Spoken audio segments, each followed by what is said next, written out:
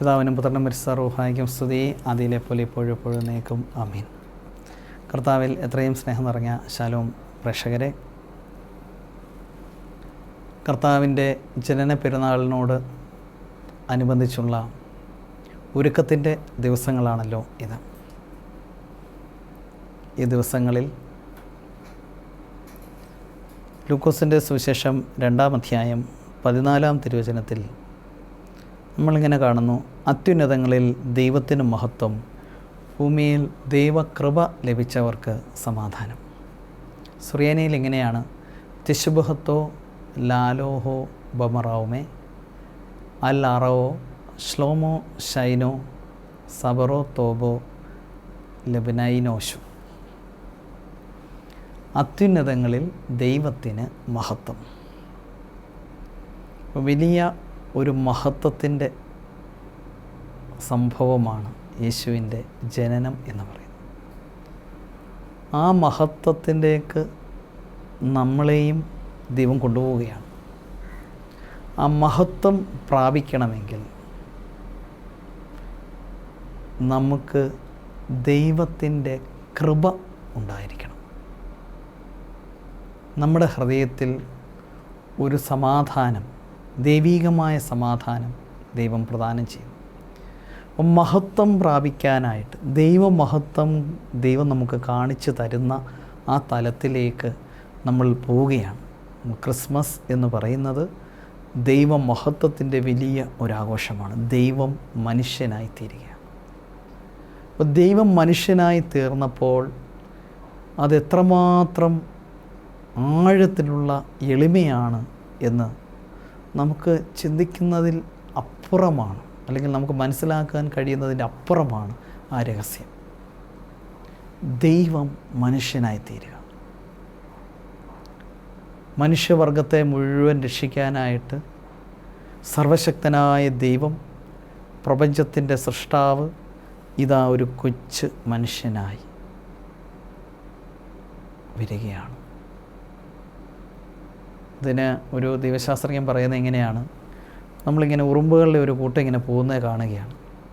ഉറുമ്പുകളുടെ കൂട്ടം ഇങ്ങനെ പോകുന്നത് കാണുമ്പോൾ ആ ഉറുമ്പുകളെ രക്ഷിക്കാനായിട്ട് ഒരു മനുഷ്യൻ പറയുകയാണ്, ഒരു മനുഷ്യൻ അടുത്ത മനുഷ്യനോട് പറയുകയാണ്: ഞാനൊരു ഉറുമ്പായിത്തീരുകയാണ്.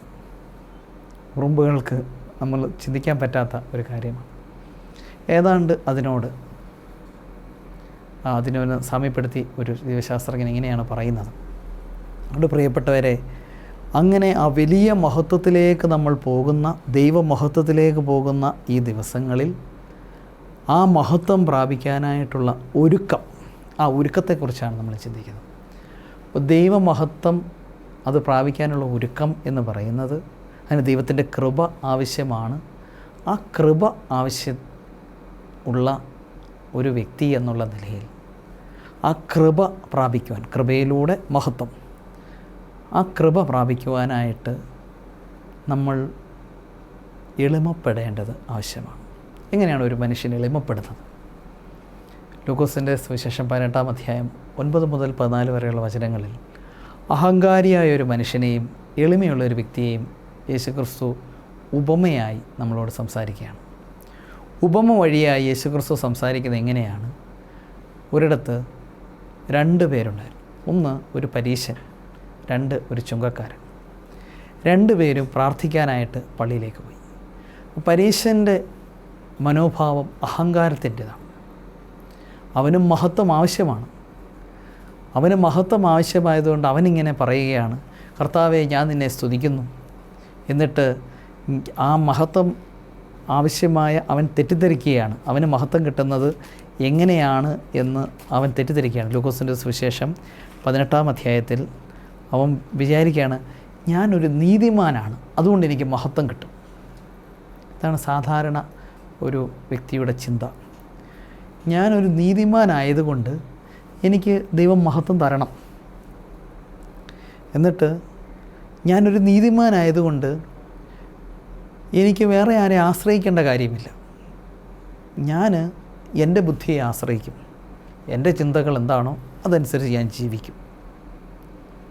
ഇനിയും ഞാനൊരു നീതിമാനായതുകൊണ്ടും എനിക്ക് മഹത്വം കിട്ടുമെന്നുള്ളത് കൊണ്ടും മറ്റുള്ളവരോടൊക്കെ എനിക്ക് പുച്ഛമാണ്. ഇതാണ് പരീശൻ്റെ മനോഭാവം. എന്നിട്ട് ആ ആൾ പ്രാർത്ഥിക്കുകയാണ്. ദേവാലയത്തിൽ വെച്ച് ഇവർ രണ്ടുപേരും പ്രാർത്ഥിക്കുകയാണ്. അപ്പോൾ പരീശൻ്റെ ചിന്ത ഇങ്ങനെയാണ്: ദൈവമേ, ഞാൻ നിനക്ക് നന്ദി പറയുന്നു. എന്തുകൊണ്ടാണ് ഞാൻ നന്ദി പറയുന്നതെന്നറിയാമോ? എന്തുകൊണ്ടെന്നാൽ ഞാനൊരു അക്രമിയല്ല, ഞാനൊരു നീതിയില്ലാത്തവനല്ല, പിന്നെയോ ഞാനൊരു വ്യഭിചാരിയല്ല. ഈ മറ്റു മനുഷ്യരൊക്കെ എങ്ങനെയാണെന്നറിയാമോ? അവർ അക്രമികളായ വ്യക്തികൾ, അവർ വ്യഭിചാരികളാണ്, അവർ പാപികളാണ്. എന്നിട്ട് അടുത്ത് നിൽക്കുന്ന ചുങ്കക്കാരനെ ചൂണ്ടിയിട്ട് പറയണം, ഞാൻ ഈ ചുങ്കക്കാരനെ പോലെയും അല്ല, അതുകൊണ്ട് എനിക്ക് മഹത്വം താ, അതുകൊണ്ട് നിൻ്റെ മഹത്വം എനിക്ക് തന്നേക്ക്. ഇതാണ് അയാളുടെ ചിന്ത. പ്രിയപ്പെട്ടവരെ, ഈ ജനന പെരുന്നാളിന് ഒരുങ്ങുന്നതായ അവസരത്തിൽ നമ്മുടെ മനോഭാവം ഈ വ്യക്തിയുടെ മനോഭാവമാണ് എങ്കിൽ നമുക്ക് ഒരിക്കലും മഹത്വം പ്രാപിക്കുവാൻ സാധ്യമല്ല. മഹത്വത്തിലേക്ക് വിളിച്ച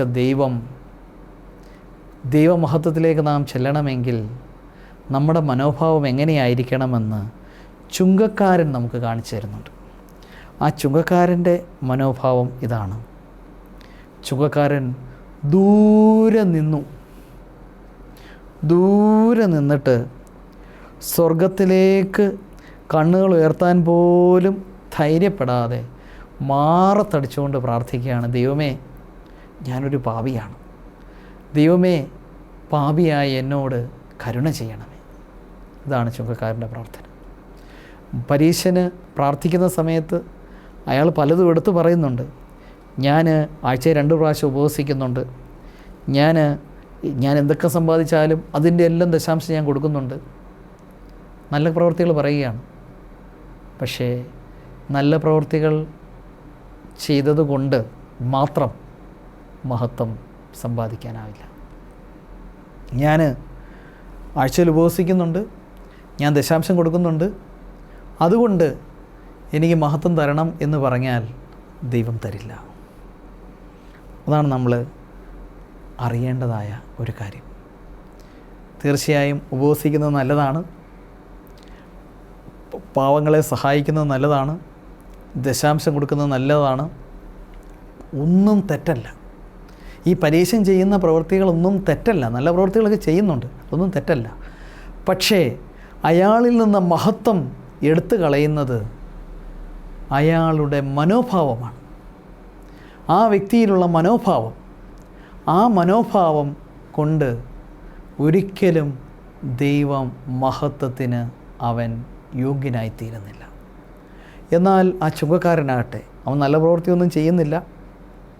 അവൻ പറയുന്നത് ഇതാണ്: കർത്താവേ, ഞാൻ പാപിയാണ്, ഞാനൊരു പാപിയാണ്, എന്നോട് കരുണ ചെയ്യണമേ, ഞാൻ കരുണയ്ക്ക് അർഹനായ വ്യക്തിയാണ്, എന്നോട് കരുണ ചെയ്യണമേ എന്ന് ആ ചുങ്കക്കാരൻ മാറത്തടിച്ചുകൊണ്ട് പ്രാർത്ഥിക്കുകയാണ്. അതിൻ്റെ മനോഭാവം ഇതാണ്, കണ്ണീരോടുകൂടി പ്രാർത്ഥിക്കുകയാണ്. അപ്പോൾ പ്രിയപ്പെട്ടവരെ, യേശുക്രിസ്തു പറയുകയാണ്, നീതീകരിക്കപ്പെട്ടത് അല്ലെങ്കിൽ മഹത്വത്തിന് യോഗ്യൻ ഈ ചുങ്കക്കാരനാണ്. അങ്ങനെയെങ്കിൽ പ്രിയപ്പെട്ടവരെ, ക്രിസ്മസിന് വേണ്ടിയുള്ള ഈ ഒരുക്കത്തിൻ്റെ കാലഘട്ടത്തിൽ നമ്മുടെ ഹൃദയത്തിൽ ഉയരേണ്ടത് അനുതാപത്തിൻ്റെ പ്രാർത്ഥനകളാണ്. കർത്താവേ, ഞാനൊരു പാപിയാണ്, കർത്താവേ, പാപിയായ എന്നോട് കരുണ കാണിക്കണമേ.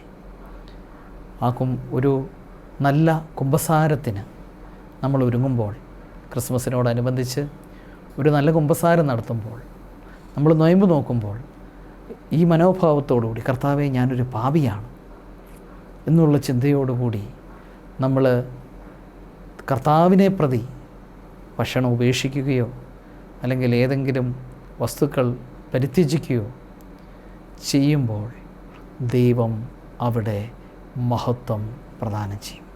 ആ വ്യക്തിയിലേക്ക് ദൈവം മഹത്വം പ്രദാനം ചെയ്യും. തന്നെ ഉയർത്തുന്നവൻ താഴ്ത്തപ്പെടും, തന്നെ താഴ്ത്തുന്നവൻ ഉയർത്തപ്പെടും. അപ്പോൾ ദൈവമഹത്വത്തിന് യോഗ്യനാകുന്നത് ഒരുവൻ തന്നെ താഴ്ത്തുമ്പോഴാണ്. എളിമപ്പെടുമ്പോൾ ദൈവം തൻ്റെ മഹത്വം മുഴുവൻ ആ വ്യക്തിക്ക് കൊടുക്കും. അതുകൊണ്ടാണ് പ്രാർത്ഥന നമ്മൾ അർപ്പിക്കുമ്പോൾ പോലും വിനീതൻ്റെ പ്രാർത്ഥന മേഘം തുളച്ചു കിടക്കുന്നു എന്നാണ് യേശു ബാറാസീറെ അഥവാ പ്രഭാഷകൻ്റെ പുസ്തകം 35-ാം അധ്യായത്തിൽ നാം കാണുന്നത്. 35-ാം അധ്യായം 21-ാം തിരുവചനം. വിനീതൻ്റെ പ്രാർത്ഥന മേഘം തുളച്ചു കയറും, അത് കർത്തൃസന്നിധിയിൽ എത്തുന്നത് വരെ അവൻ സ്വസ്ഥനാവുകയില്ല. അതുകൊണ്ട് വിനീതമായ പ്രാർത്ഥനകൾ ദൈവം സ്വീകരിക്കും. കർത്താവെ, ഞാനൊരു പാപിയാണ് എന്ന് പറഞ്ഞുകൊണ്ട് കർത്താവെ, പാപിയായ എന്നോട് കരുണ ചെയ്യണമേ എന്ന് പ്രാർത്ഥിക്കുമ്പോൾ ആ പ്രാർത്ഥന ദൈവം സ്വീകരിക്കുകയാണ്. എന്നാൽ ഞാനൊരു നീതിമാനാണ് എന്ന് പറയുമ്പോൾ, ഞാൻ നല്ല പ്രവൃത്തികൾ ചെയ്യുന്നവനാണ് എന്ന് പറയുമ്പോൾ, ഞാൻ ഉപവസിക്കുന്നവനാണ്, ഞാൻ ബൈബിൾ വായിക്കുന്നവനാണ്, ഞാൻ ധ്യാനിക്കുന്നവനാണ്, അല്ലെങ്കിൽ അനേകം ധ്യാനത്തിൽ പങ്കെടുക്കുന്ന വ്യക്തിയാണ്, പ്രിയപ്പെട്ടവരെ, അതിൽ ദൈവത്തിന് പ്രീതികരമാകുന്നത് എല്ലാം നല്ല കാര്യങ്ങളാണ്. പക്ഷേ അത് പ്രീതികരമാകുന്നത് നമ്മുടെ മനോഭാവം എളിമയുടെ മനോഭാവം ആകുമ്പോഴാണ്. കർത്താവ് തന്നെ പറയുന്നുണ്ട്, ഫിലിപ്പിയ ലേഖനം 2-ാം അധ്യായത്തിൽ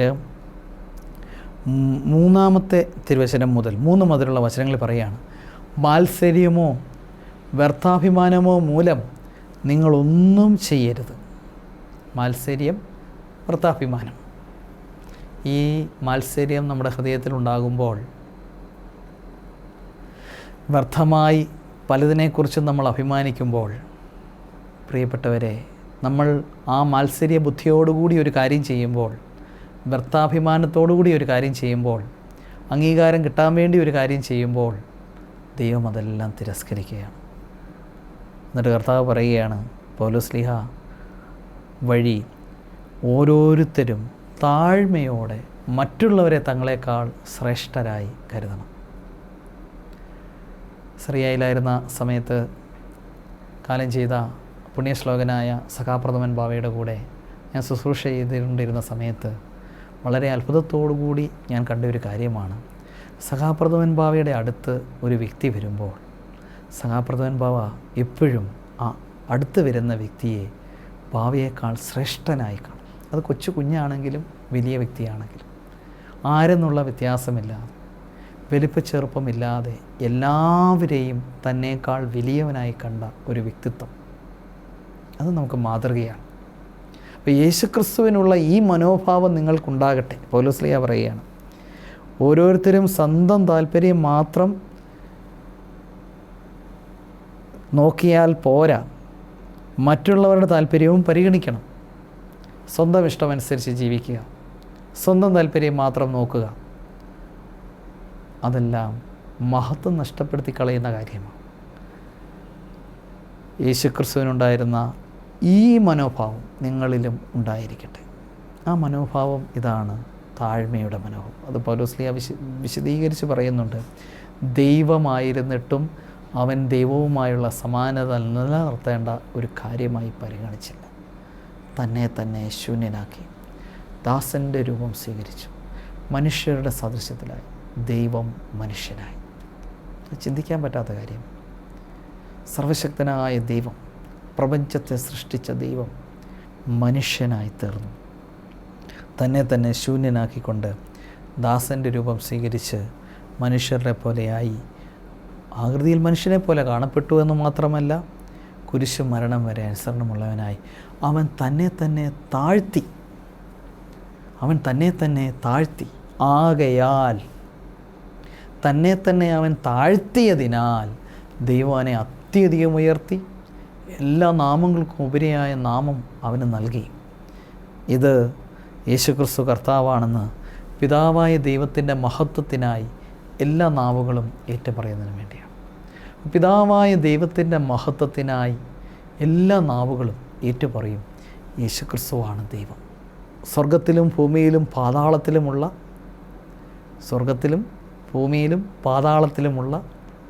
സകലരും മുട്ടുമടക്കും. യേശുക്രിസ്തുവിൻ്റെ നാമത്തിന് മുമ്പിൽ മുട്ടുമടക്കുകയാണ്. എന്തുകൊണ്ടാണ്?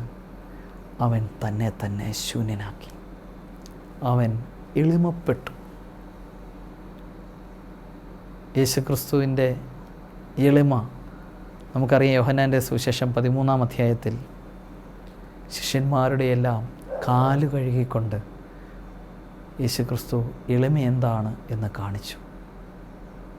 എന്നിട്ട് പറഞ്ഞു, യോഹന്നാൻ്റെ സുവിശേഷം 13-ാം അധ്യായം 14-ാം തിരുവചനത്തിൽ പറയുകയാണ്, നിങ്ങളുടെ ഗുരുവും കർത്താവുമായ ഞാൻ നിങ്ങളുടെ പാദങ്ങൾ കഴുകിയെങ്കിൽ നിങ്ങളും പരസ്പരം പാദങ്ങൾ കഴുകുവിൻ. നിങ്ങളുടെ പാദം കഴുകിയ ഞാൻ, നിങ്ങളുടെ കർത്താവാണ് ഞാൻ നിങ്ങളുടെ കാല് കഴുകിയെങ്കിൽ നിങ്ങളും പരസ്പരം കാല് കഴുകുവിൻ. ക്രിസ്മസിൻ്റെ സന്ദേശം എളിമയുടെ സന്ദേശമാണ് എങ്കിൽ ഈ ഒരുക്കത്തിൻ്റെ ദിവസം യേശുക്രിസ്തുവിനെ സ്വീകരിക്കുവാനായിട്ട് ഒരുങ്ങുന്ന ഈ ദിവസങ്ങളിൽ നമുക്ക് നമ്മെ തന്നെ എളിമപ്പെടുത്താം. നമുക്ക് നമ്മെ തന്നെ താഴ്ത്തി ദൈവസന്നിധിയിൽ സമർപ്പിക്കാം. നമുക്ക് അനേകം അഹങ്കാരങ്ങളുണ്ടാകാം. അതിനെക്കുറിച്ചെല്ലാം നമുക്ക് പശ്ചാത്തപിക്കാം. ഞാൻ പാപിയാണ് എന്ന് പറയുന്ന വ്യക്തി എളിമപ്പെടുകയാണ്. ആ ചുങ്കക്കാരനെ പോലെ എളിമയുടെ മനോഭാവം നമുക്ക് സ്വീകരിക്കണം. അഹങ്കാരം ഇന്ന് ലോകത്തിലുള്ള ഏറ്റവും വലിയ പാപം എന്ന് പറയുന്നത് അഹങ്കാരമാണ്. ദൈവത്തെ ദൈവമായി മഹത്വപ്പെടുത്തുവാൻ സാധിക്കാതെ, ദൈവത്തെ ദൈവമായി അംഗീകരിക്കുവാൻ സാധിക്കാതെ, സത്യദൈവമത്തെ യേശുക്രിസ്തുവാകുന്ന സത്യദൈവത്തെ തിരിച്ചറിയുവാൻ സാധിക്കാതെ പോകുന്ന അഹങ്കാരം.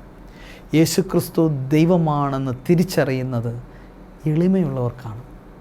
അല്ലെങ്കിൽ എളിമയുടെ ഒരു ലക്ഷണം യേശുക്രിസ്തു ദൈവമാണ് എന്ന് ഏറ്റുപറയുവാൻ സാധിക്കാത്തത് അഹങ്കാരം കൊണ്ടാണ്. നമ്മുടെ ഉള്ളിൽ കിടക്കുന്ന ഏതോ അഹങ്കാരങ്ങളൊക്കെ നമ്മളെ തടഞ്ഞു നിർത്തിയ നമ്മുടെ ജീവിതത്തിൽ യേശുക്രിസ്തുവാണ് ദൈവമെങ്കിൽ, യേശുക്രിസ്തുവിനെ പിൻചെല്ലുന്നവനാണ് ക്രിസ്ത്യാനിയെങ്കിൽ, യേശുക്രിസ്തുവിൻ്റെ യഥാർത്ഥ ശിഷ്യൻ ആണ് എങ്കിൽ യേശുക്രിസ്തു ചെയ്ത കാര്യം നാം ചെയ്യേണ്ടതല്ലേ? യേശുക്രിസ്തു കാല് കഴുകിയെങ്കിൽ നാമും കാല് കഴുകേണ്ടതല്ലേ? നമ്മുടെ കുടുംബത്തിലാണെങ്കിലും, നമ്മുടെ സമൂഹത്തിലാണെങ്കിലും, നമ്മുടെ സഭയിലാണെങ്കിലും ആ ശുശ്രൂഷയുടെ മനോഭാവം, അല്ലെ കാല് കഴുകുന്ന മനോഭാവം നമുക്ക് എന്തുകൊണ്ട് സ്വീകരിക്കുവാൻ സാധിക്കുന്നില്ല? പ്രിയപ്പെട്ടവരെ, ഭാര്യ ഭർത്താവിൻ്റെ അടുക്കൽ കാല് കഴുകുന്ന മനോഭാവത്തോടു കൂടിയാണ് എങ്കിൽ, ഭർത്താവ് ഭാര്യയുടെ അടുക്കൽ ഭാര്യയുടെ പാദം കഴുകുന്ന മനോഭാവത്തോടു കൂടിയാണ് എങ്കിൽ എങ്ങനെ ഒരു കുടുംബത്തിൽ പ്രശ്നങ്ങളുണ്ടാകും? ഒരു സഭയിൽ അല്ലെങ്കിൽ ഒരു സമൂഹത്തിൽ പരസ്പരം പാദം കഴുകുന്ന മനോഭാവം സ്വീകരിക്കുകയാണ് എങ്കിൽ, എല്ലാ അഭിപ്രായങ്ങൾ വിട്ടുകൊടുക്കുന്ന മനോഭാവം, ക്ഷമിക്കുന്ന മനോഭാവം ഉണ്ട് എങ്കിൽ, പലപ്പോഴും നമുക്ക് ക്ഷമിക്കുവാൻ സാധിക്കാതെ പോകുന്നത് അനേകം പേര് പറയാറുണ്ട്. എനിക്ക് ക്ഷമിക്കണമെന്നൊക്കെ ആഗ്രഹമൊക്കെ ഉണ്ട്, പക്ഷേ എനിക്ക് ക്ഷമിക്കുവാൻ പറ്റുന്നില്ല. എന്നെ വേദനിപ്പിച്ച വ്യക്തിയോട് കർത്താവ് പറഞ്ഞതുപോലെ, പിതാവേ ഇവർ ചെയ്യുന്നതെന്നറിയാകിയാൽ ഇവരോട് ക്ഷമിക്കണമേ എന്ന് പറയണം എന്ന് ആഗ്രഹമുണ്ട്. പക്ഷേ പ്രാക്ടിക്കലി എനിക്ക് പറ്റുന്നില്ല. എനിക്ക് വചനമൊക്കെ അറിയാം, പക്ഷേ എനിക്ക് സാധിക്കുന്നില്ല. അത് നമ്മുടെ ഉള്ളിൽ കിടക്കുന്ന അഹങ്കാരമാണ്. അങ്ങനെയെങ്കിൽ പ്രിയപ്പെട്ടവരെ, ഈ അഹങ്കാരം വെടിയുവാൻ ഈ ക്രിസ്മസിൽ നമുക്കൊരു തീരുമാനം എടുക്കാം.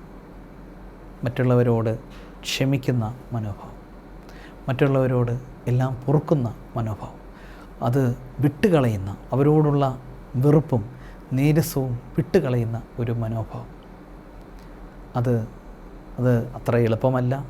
പക്ഷേ നമുക്ക് കർത്താവിനോട് അതിൻ്റെ കൃപ യാചിച്ചാൽ, ചോദിക്കുവിൻ നിങ്ങൾക്ക് ലഭിക്കും, അന്വേഷിക്കുവിൻ നിങ്ങൾ കണ്ടെത്തും, മുട്ടുവിൻ നിങ്ങൾക്ക് തുറന്നു കിട്ടും.